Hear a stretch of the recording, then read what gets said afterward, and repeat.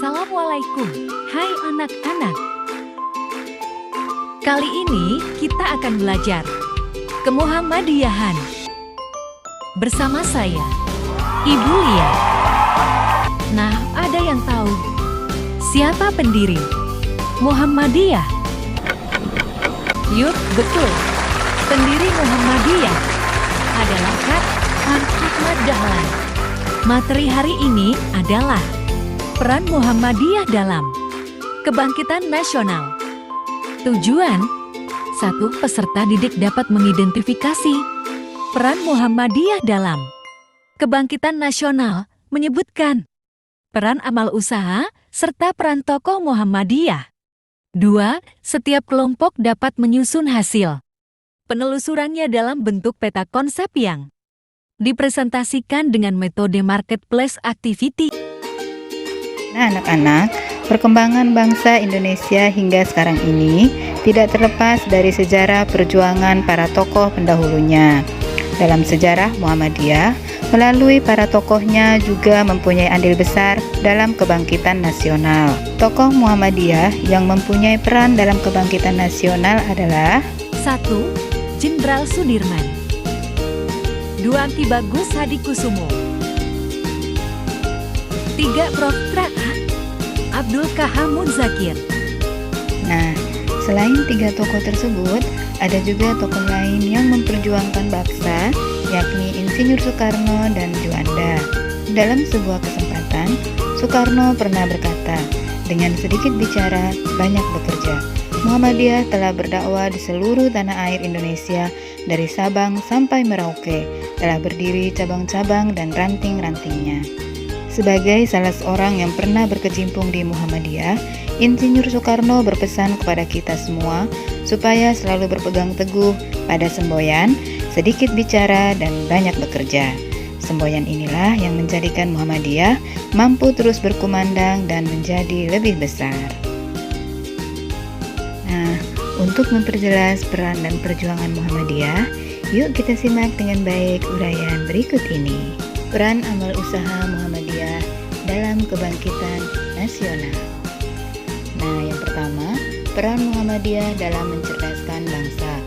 Sejarah perjuangan Muhammadiyah dalam mencerdaskan anak bangsa ditandai dengan sekolah atau madrasah Muhammadiyah pada tanggal 1 Desember 1911. Guru saat itu satu-satunya yang mengajar di sekolah tersebut adalah Kiai Haji Ahmad Dahlan. Berikutnya, peran Muhammadiyah dalam memberikan layanan kesehatan. Berdirinya Rumah Sakit Muhammadiyah yang dinamakan pertama kali adalah Penolong Kesejahteraan Umum atau yang disingkat PKO pada tanggal 15 Februari 1923. Kemudian berubah nama menjadi Pembina Kesejahteraan Umat atau PKU Muhammadiyah tahun 1980 hingga sekarang. Di samping itu, membangun balai pengobatan, rumah bersalin, balai kesehatan ibu dan anak. Muhammadiyah juga merintis dan menyiapkan kebutuhan untuk kematian, seperti mengumpulkan dana kematian, perawatan jenazah, dan lain sebagainya. Yang berikut adalah peran Muhammadiyah dalam pemurnian dan pembaharuan keagamaan.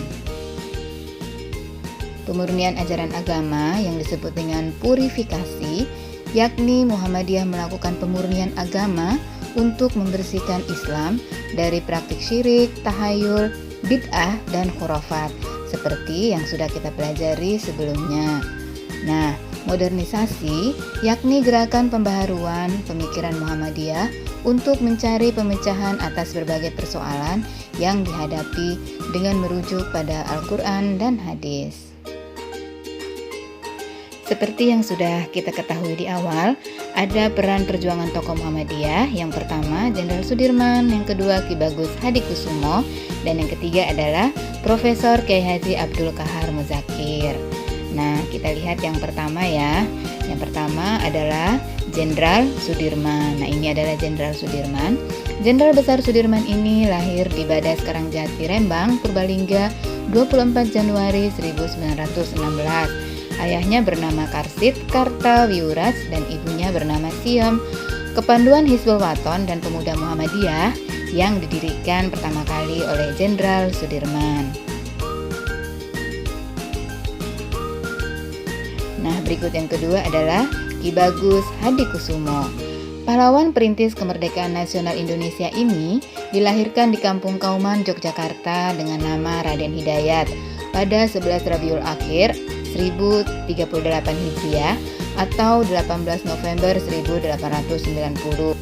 Ia putra ketiga dari 5 bersaudara, Raden Haji Lurah Hashim, seorang abdi dalam putihan agama Islam di Keraton Yogyakarta. Itu tokoh yang kedua ya anak-anak. Nah, selanjutnya tokoh yang ketiga adalah Profesor Kiai Haji Abdul Qahar Muzakir. Ini adalah tokoh yang ketiga. Lahir di Gunung Kidul, Yogyakarta 16 April 1907. Nah, ia adalah anggota BPUPKI, Badan Penyelidik Usaha-Usaha Persiapan Kemerdekaan Indonesia. Beliau merupakan orang yang gemar berdakwah, amar ma'ruf, nahi mungkar. Nah, itulah penjelasan singkat materi kita hari ini. Sampai ketemu lagi ya anak-anak. Sampai jumpa. Dah. Assalamualaikum warahmatullahi wabarakatuh.